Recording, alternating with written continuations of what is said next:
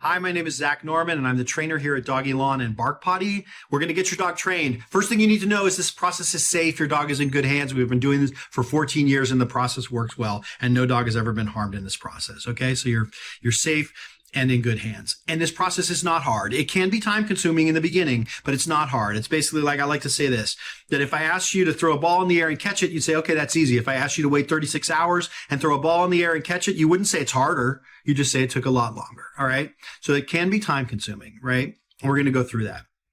I'd like you to think of the training in two distinct phases of training. One is focus training and the other is casual training. Focus training is for getting the dog to just basically understand the trick, and casual training is to reinforce it once they do.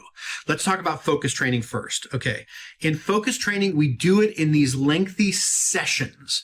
Because they're lengthy, we're not doing it all the time. We're not training all the time. All right. So like, for example, before we're training right now, I want the unit away from the dog. So if you put the dog in the pen with the unit, with the dog, and you're hoping the dog uses it, and the dog's not using it, take it away, put it under your bed. All right.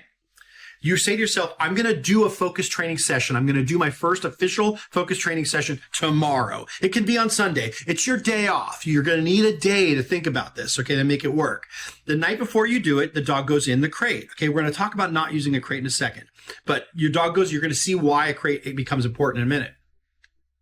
But there's options if you don't want to use one. So you put the dog in the crate the night before, and we do that because the dog won't pee in a crate, right? Crate needs to be sized correctly. Dog needs to be able to stand up and turn around, and that's it. So if you have a crate that's larger than that, you got to either get a smaller crate or make that crate smaller with a partition so that if the dog can go to the other side of the crate and pee, they could have an accident. Okay.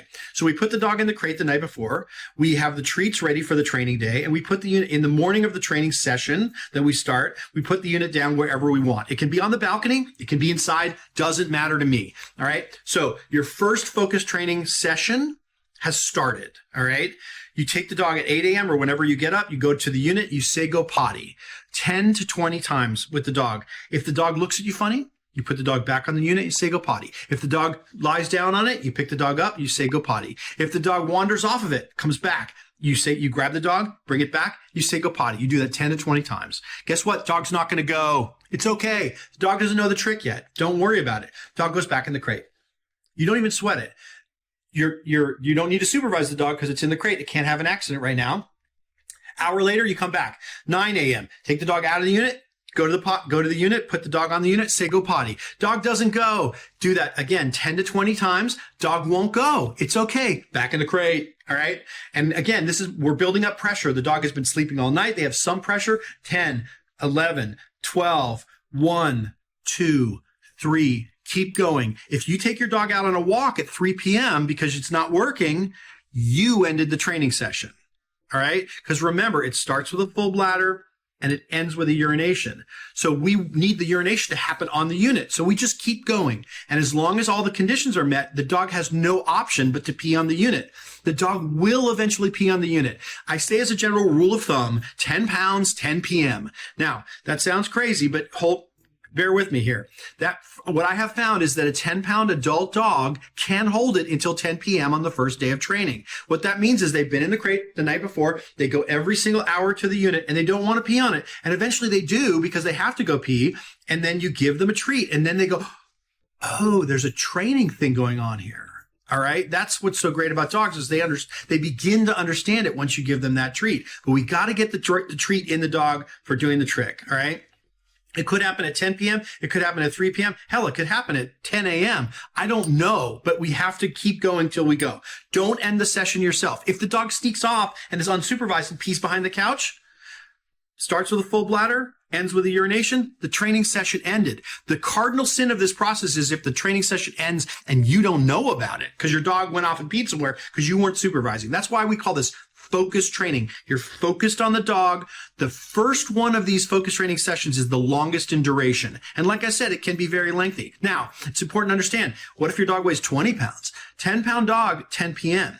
20-pound dog could be a next day dog. So if your dog is 20 pounds or heavier, it's theoretically possible that it's a next day dog, right? And again, don't worry about that. It just could be. That means you put the dog in the crate, dog sleeps for 8 hours, you get up, you go until you go asleep again. You do not take the dog out on a walk. If you do, you're ending the session. All right, dog can go back to sleep, wake up the next day, pee at 8 a.m. the next morning. All right, don't end the session. Let the dog end the session by peeing. The worst thing that can happen is the dog has an accident. All right, in the crate or somewhere else. It's very rare that it happens, but it's possible. We can talk about that later. Anyway, but what I found is you outweight the dog will eventually go. The first training session is the longest in duration. The next one takes less. So let's say you got a 10-pound dog, goes at 10 p.m. Hell, let's just use the example of a 20-pound dog. Dog goes at 10 a.m. on the second day. The next training session, dog goes at 3 p.m. on the first day. Dog goes at 11 a.m. the first day. On the next session, next session, you wake up in the morning and something magical happens. Let's say it's the fourth training session, right? You wake up, you take the dog to the unit.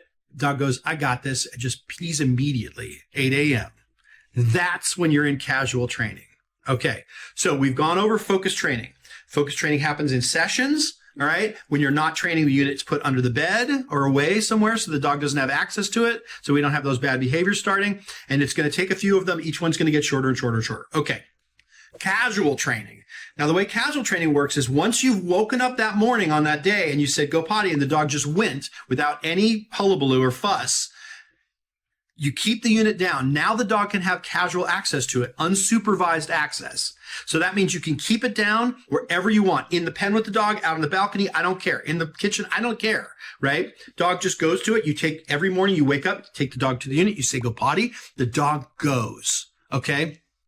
Every single morning, and you give it a treat. Keep a bag of treats nearby. You or anybody in your house can do this, but you do it every single morning. Now, does this mean you can't take your dog on a walk in the morning? You can, but after you take the dog to the unit, you say go potty and give the dog a treat. I want you to think about getting 1,000 treats in that dog, okay? Every single opportunity. If you're walking by at 4 p.m. and you see the dog using it itself, because it has casual access to it now, give the dog a treat, right? We want to just give it, if you go on vacation, it's fine.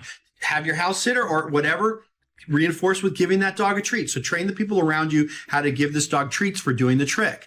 All right. The more you do, there may be accidents around the house during this period, but over time they will attenuate to zero. Okay. They'll go to zero once you give the dog a treat over and over and over and over and over again. The poo will follow the pee. Don't worry about that. So if the dog is not pooping exactly right, but peeing correctly, just keep doing it, reinforcing it over and over and over again, and the poo will follow in my experience, okay? So I've given you a lot to think about here. Please watch the video again if you have any questions about this. And also, if you go to the website /training, you could set up an appointment with me. I do not charge for the service. I'm happy to take a call with you if you have questions or you want me to just go over this in general with you because I want you to be trained and I want you and your dog to be happy with our product. All right. So I'm willing to take the time to get you and your dog trained on this. All right. It's a pretty straightforward process. And I want you to realize don't think of it as being hard, but it can be time consuming in the beginning. And that's it.